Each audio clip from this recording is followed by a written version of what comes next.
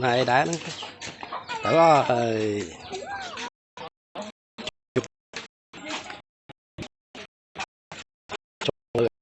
tặng một phong của chúng miên thôi mà đi đâu người ta cho cùng trầm chọn một rồi chọc cầm thì